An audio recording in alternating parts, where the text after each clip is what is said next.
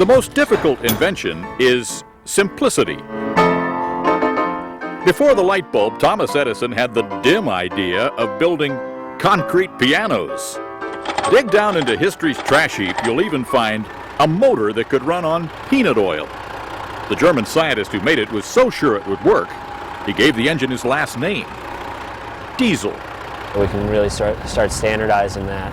Today, diesel engines use oil, but this little band of dreamers likes his original idea. You can see how simple this fuel system is. They are refitting cars to run quite well on leftover French fry grease. The best place to go for grease is a place that's not going to have a lot of flour in the oil. First, it must be filtered to remove the gunk. Most restaurants are glad to get rid of it. So Justin Carvin has found a way to power cars that costs practically nothing. You get the same acceleration, pretty much, as diesel. Same mileage, too. Dave Dunham has driven his 18-wheeler more than 750,000 miles on grease gas. That truck will save between $400 and $600 per week. Enough to pay for the $800 conversion to French fry oil in a couple of weeks.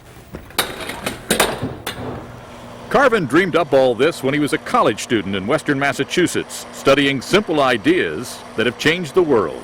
Simple things tend to have less problems associated with them if they're thought out well. He's been tinkering for 8 years. We want to make sure there's no stress on that.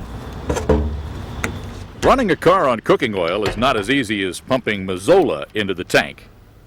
First, it must be fitted with 2 tanks, one to hold the grease, the other regular diesel to heat that grease. A driver can switch to the free fuel once it's hot and thin enough to burn.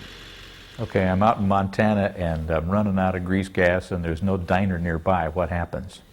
Simple flip of a switch and you're running right on diesel fuel again. The Environmental Protection Agency says that this technology violates the Clean Air Act.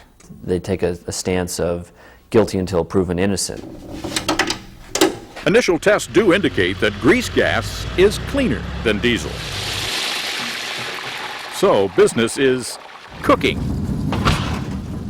They're now selling nearly 3,000 conversion kits a year.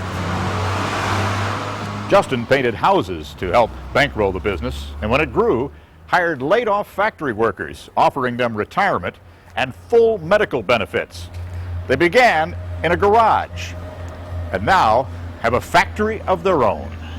We have no debt, pay all of our bills. A lot of people think that that's a foolish, old-time way of doing things. Like hiring his dad at age 70. This business is doing a lot better than the last 2 of the development stage companies that I ran. So this was you're lucky to have a job, right? This was a step up. Did he give you a raise? Actually, he did.